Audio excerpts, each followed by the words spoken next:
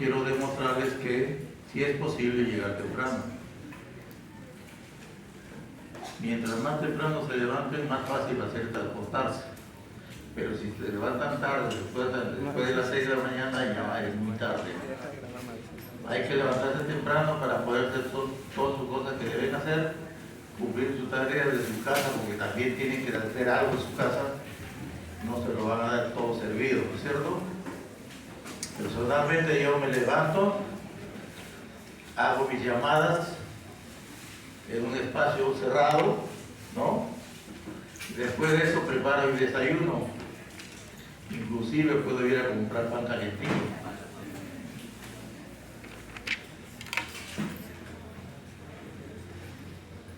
Y no me preparo un desayuno como de corriente, sino que me preparo fruta picada para comer antes. Sancocho un par de huevitos, ¿no? Y después de comer mi fruta, como el huevo, como pan y una taza de café. Después de eso, regreso al lugar donde me hice mis llamadas, me enjuago la boquita y salgo. Hoy he salido 10 para las 7 y he estado acá 7:20. Y ya he encontrado parte de sus compañeros, sí o sí. Que me desmienta a alguien, si no es sí o sí. Que levante la mano quienes te encontré. ¿Ya? A las 7:20 ya los he encontrado a ellos acá. Entonces, sí es posible llegar temprano. Entonces, para poder cumplir con nuestras tareas, hay que acostarse un poco más temprano, dejar de ver televisión, dejar de ver los chistes del celular y aprovechar su tiempo. 8:05 vamos a empezar la clase. Empiezo con esta imagen que cada vez se ve menos. Antes se tenía que operar, ahora ya no se debe operar. Este problema de luxación de cadera, miren, esto es lo normal, ¿ya? Esto es lo normal y esto es lo anormal. Está fuera del cótilo. El cótilo es la parte del ilíaco que recibe la cabeza femoral. Esto está fuera. Eso se llama luxación de cadera. Antes recién se percataban los papás del niño, porque el niño no podía pararse, no podía caminar. Y era tarde. ¿Por qué? Porque esto se deforma, entonces hay que operar, hacerle la cavidad para que ingrese la cabeza. Y es muy traumático.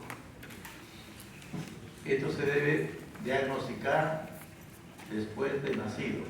Antes de que salga de alta de la clínica o del hospital, hay que hacer el diagnóstico de luxación de caderas. El tratamiento es simple. Hay que ponerle un colchoncito de fresca. Eso es como si fuese un pañal grueso, doble, un cojincito que se le amarra atrás y adelante y se le pone como si fuese unos tirantes. De esa manera se mantiene a los dos fémur abducidos o abducidos, separados. ¿Para qué? Para que la cabeza encaje.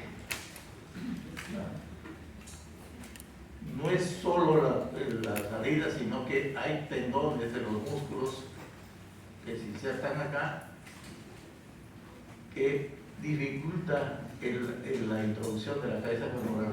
Entonces, al abducir, al abrir los muslos, permitimos que la cabeza encaje.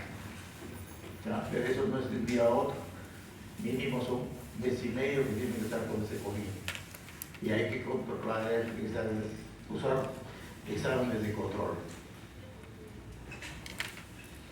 Probablemente era como un corolario de lo que puede ser el problema de caderas. Bueno, entonces vamos a ver los huesos del miembro inferior. Les decía a sus compañeros, hace un rato comentábamos que los huesos del miembro inferior y los miembros del miembro superior tienen algo de similitud, algo de parecido, pero no son iguales. El hueso más grande que tenemos en la economía es este fémur, que semeja mucho al húmero. ¿No?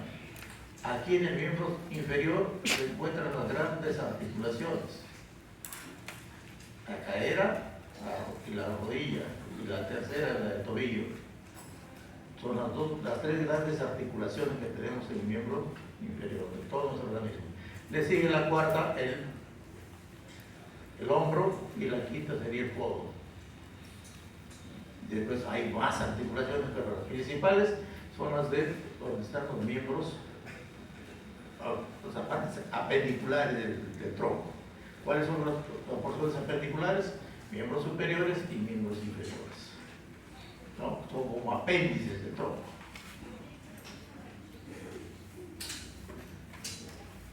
¿Para qué nos sirven los huesos?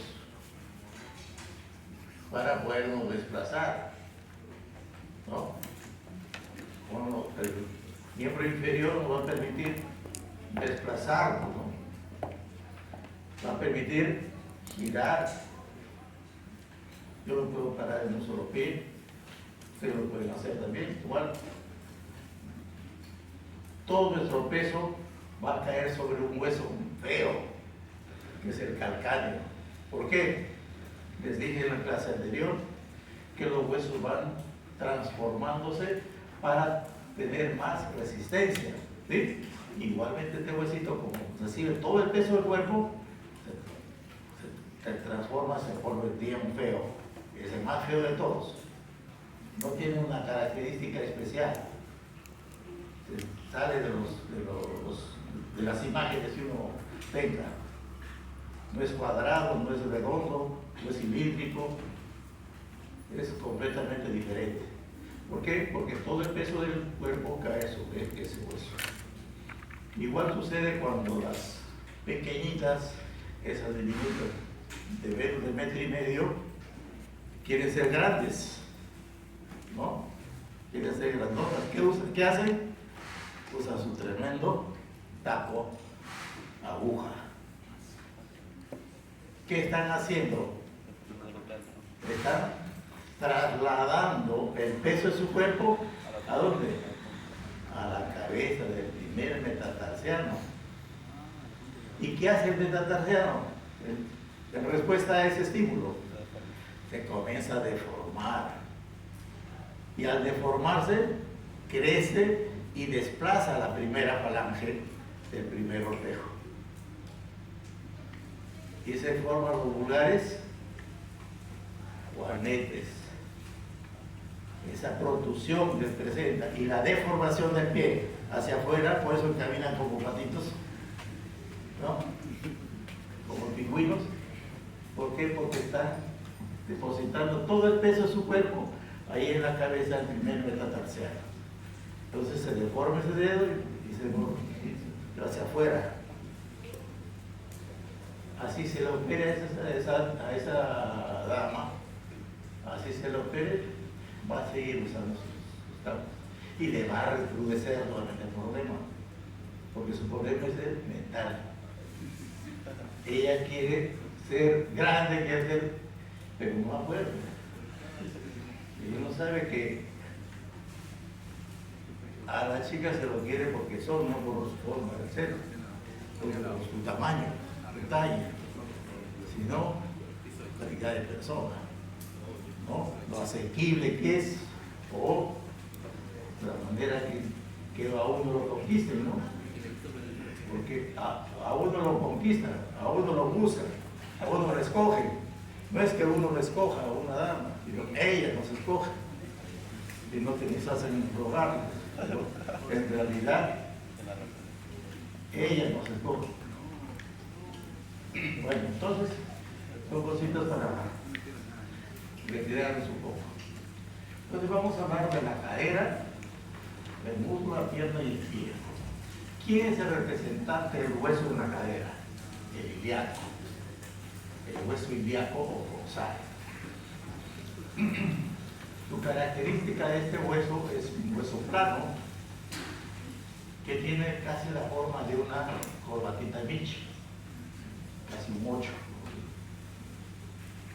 tiene tres porciones: el ilio, que es arriba, la cresta ilíaca, el pubis, que se une con el contralateral, y atrás el alerón del sacro, que se va a unir con el sacro. Esas tres porciones son tres centros de osificación diferentes: el ilio, el pubis y el isquio. En el centro vamos a ver una cavidad externa, que es el cótilo, que es la imagen que les mostré en la radiografía. El cótilo es como si fuese un techo que tiene la cabeza del fémur. Ahí se va a encajar. Y debajo de ese cótilo hay un orificio entre el isquio, que es la parte distal, el pubis anterior y el ilio. Ese es el oriflero obturatriz. Pero nosotros no vemos ese hueco, porque ese hueco está cubierto por músculos. Está cubierto por músculos. Entonces la pelvis está cubierto por músculos que vienen del ilio y se van hacia el coxis, se van hacia el sacro. Entonces se forma una hamaca que deja pasar ciertos elementos urológicos y genitales en el caso de la mujer, y el rectal, el ano. Pero todo ese conjunto de músculos que conforman el diafragma pélvico van a servir de control de los esfínteres. El control del esfínter de la uretra, el control del esfínter vaginal en todo caso de la mujer, y el control del esfínter anal. ¿Ah?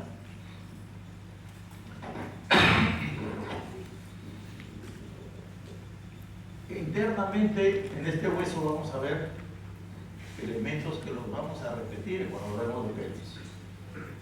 ¿Qué cosas vamos a encontrar? La unión de los dos isquios, los dos pubis. Va a ser el ángulo subpúbico. Al costado vamos a ver una espina, la espina ciática, y unas concavidades. ¿Ya? Vamos a ver las imágenes. ¿Ya? Entonces el hueso principal en cadera va a ser el ilíaco. En muslo, ¿quién va a ser? El fémur.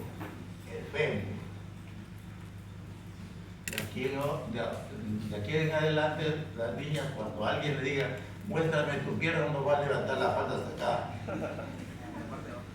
Ahí está, le muestras, ahí está mi pierna, dice.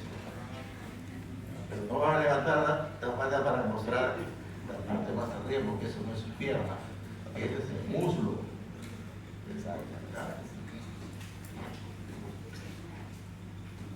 Entonces, el hueso del muslo viene a ser el fémur. Tiene bastante apariencia con el húmero. Es un hueso largo, tiene una piel superior, una piel inferior. La piel superior tiene una cabeza, pero la diferencia de la cabeza es que va a ser mucho más grande. Va a tener un cuello anatómico mucho más grande que el que vimos en el húmero. En el húmero era pequeñito, milímetros, ¿sí? Aquí va a ser centímetros. Las tuberosidades. La tuberosidad mayor va a estar hacia afuera y la menor va a estar atrás. Son las diferencias que hay entre la parte proximal del húmero y la parte proximal del fémur. En la parte media es más tubular que el húmero. En lugar de presentar la canal de torsión, va a presentar una X, la línea áspera.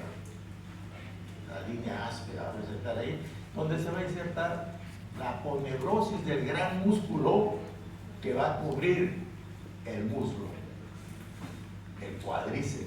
El cuádriceps es el principal músculo del muslo.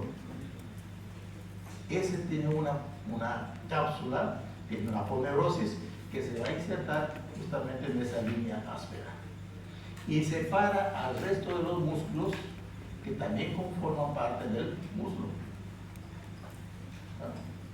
Entonces la línea áspera es lo más importante que vamos a encontrar en el cuerpo del fémur. Y la parte distal va a presentar dos cóndilos, dos tuberosidades, una interna más grande y una externa más alta, más corta, más pequeña. Entre ellos vamos a ver una escotadura, un espacio, donde se van a insertar dos tendones que se cruzan. Nacen de la tibia y llegan al fémur. Se cruzan, uno adelante y se va hacia atrás y el otro atrás y se va hacia a epi, antero interno y postero externo. Elementos, ligamentos cruzados. ¿Sí? En la pierna, ¿quién es el representante? La tibia y el peroné. ¿Quién es el verdadero representante? El verdadero representante es la caliente. ¿Ya? La caliente. El otro va acompañando. No participa en ninguna de las articulaciones que participa la tibia. En ninguna. Está como ahí, asimilado a su lado de la tibia. No participa de la articulación con el fémur, no participa de la articulación con el astrado. Está como añadido.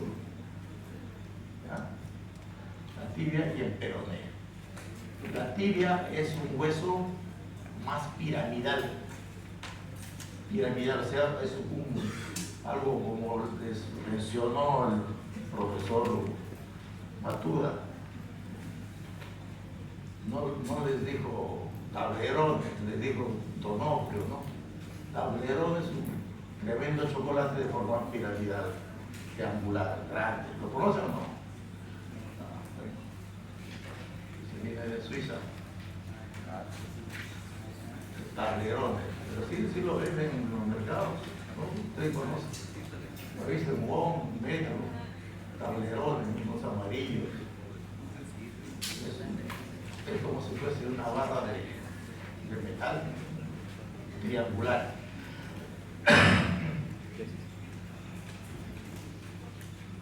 La parte proximal, la tibia, presenta una tremenda tuberosidad y tiene una concavidad, tanto interna como externa. Aquí se van a alojar dos cartílagos en forma de cuña que van a evitar la fricción que entre las superficies óseas, que son los meniscos. Ustedes han escuchado los que juegan básquet, los que juegan vóley, tienen que saltar y al saltar se les rompen los meniscos. Ustedes han visto hace poco un profesor que está con su muletita, con su bastón, el doctor Correa, ¿lo han visto de repente? Estos últimos días, el profesor de anatomía, cirujano, está con su menisco roto. ¿Por qué? En primer lugar, sobrepeso, y él dice porque se apoya mucho para operar en esa pierna. De verdad que nos apoyamos, porque somos 10, nos apoyamos bastante en la pierna derecha para hacer cirugía laparoscópica, porque utilizamos el derecho para presionar, para estimular el electrocauterio. Pero no, está subidito de peso, entonces al aumentar la presión también, entonces se le rompe el menisco interno.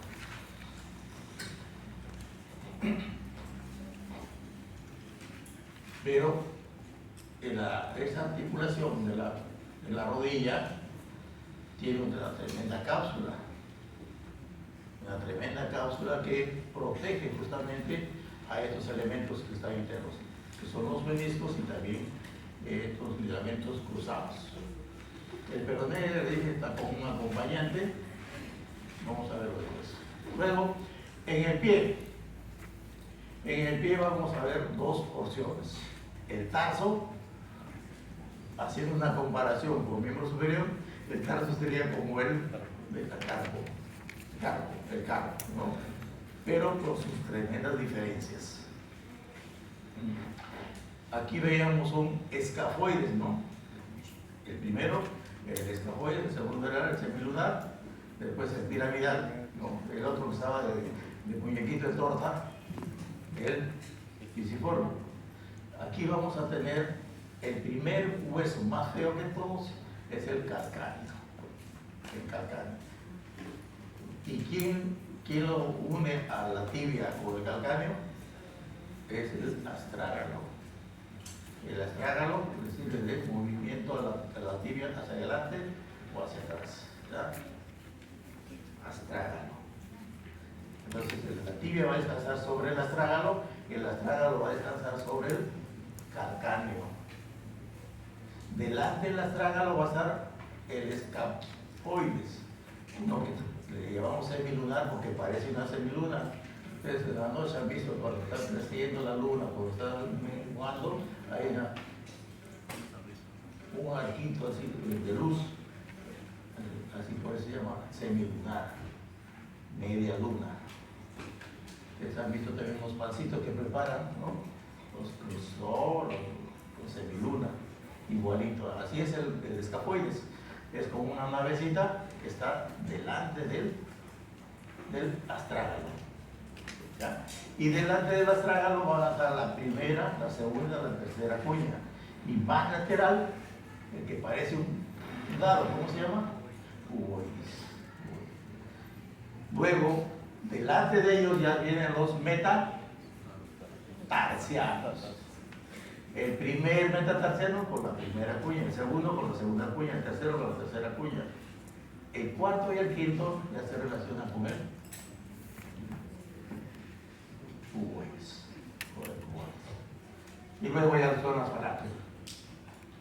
Entonces, acá lo tenemos en conjunto a todos los huesos del miembro inferior. Les he dicho que esta parte lo vamos a ver en pelvis. No voy a mencionar mucho, no voy a hacer mucho hincapié, pero de todas maneras, para que tengan ya un concepto, este es el ángulo subcúbico. El ángulo subcúbico entre las ramas isquiocúbicas. Este es el isquio, esta es la rama isquiocúbica, este es el pubis, esta es la rama horizontal del pubis, y esta es la línea innominada. De aquí adelante se llama línea innominada. En pelvis vamos a ver tres elementos importantes. En el caso de ustedes no van a ser obstetrices, ¿no? Pero de todas maneras pueden atender un parto cuando hagan su cesárea o su serum, que le llaman ahora, ¿no? ¿Qué valores utilizamos para medir una pelvis helicoide? Medimos el ángulo subcúbico. ¿Y con qué lo medimos el ángulo subcúbico? ¿Con un transportador? No, ¿no es cierto? No vamos a tener un transportador para medir el ángulo subcúbico. Aquí en su puño, ustedes tienen un transportador. La unión de los metacarpianos con la primera falange forma un ángulo recto. Ese ángulo recto van a tratar de ponerlo debajo del pubis. Y así se mide el ángulo subcúbico.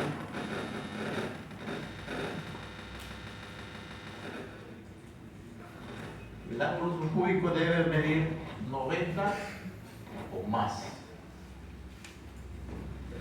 Cuando su puño encaja, 90 grados. Cuando el puño no ingresa, menos de 90 grados. ¿Ya? Pero cuando sobra, no importa, puede ser más de 90 grados, es normal. Lo anormal sería que no encaje su puño debajo del pubis. No le van a hacer ningún daño a la dama, no le van a estimular nada a la dama, porque lo que se estimula está lejos del ángulo subcúbico. ¿Sí? Luego, ¿qué otro valor se toma? Se toma aquí la unión de la última vértebra lumbar, la quinta lumbar, con la primera sacra, tiene el último cartílago. El último cartílago intervertebral. Esa protrusión del último cartílago intervertebral se llama promontorio. El promontorio es lo que nosotros vamos a tratar de tocar cuando hacemos un tacto vaginal. Hacemos un tacto vaginal y tratamos de tocar ese reborde, el promontorio. No es es el borde superior del sacro, es el cartílago, el quinto cartílago, ¿ya? Ojo probatorio no es el borde superior del sacro, sino la prominencia que hace el último cartílago. ¿Sí? Ese es el segundo valor. ¿Cuánto debe medir ese diámetro? 12 centímetros. Son 2. El tercer elemento que medimos es esta puntita, esta espina, la espina ciática. ¿Cómo debe ser la espina ciática en una dama, en una pelvis ginecoide? Así, Roma. No se debe tocar la punta. Esa punta debe ser Roma. Espinas ciáticas, romas. Espinas ciáticas, romas. Y luego se trata de medir el espacio que los separa a estas espinas. Es el diámetro biciático. Diámetro biciático. ¿Cuánto debe medir ese diámetro? Mínimo 10 centímetros. ¿Cómo lo medimos? Abriendo nuestro dedo. Uno tiene el dedo, la mano más grande, los dedos más grandes, ¿no? Yo trato de tocar uno e inmediatamente voy al otro lado porque no alcanza mis dedos para medir las dos espinas. Entonces, si ya tengo un valor, que es el ángulo subcúbico, ya tengo el segundo valor, que es el diámetro promonto subcúbico, y luego las espinas ciáticas no son puntiagudas, son romas, es más que seguro que el diámetro entre ellas es más de 10 centímetros. 11 centímetros. ¿Ya? Tercer valor entonces, cuarto valor, el diámetro biciático de 11 centímetros. Teniendo esos cuatro valores, así, teniendo esos cuatro valores, ¿cuál es el primero?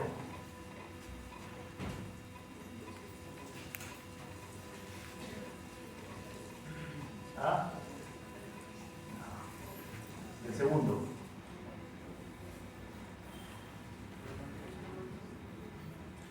Diámetro. El diámetro promonto subcúbico. El tercero, niña. El tercero.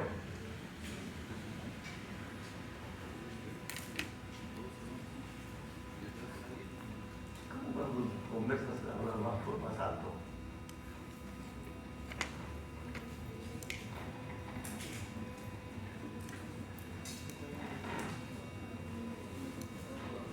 Prominencia de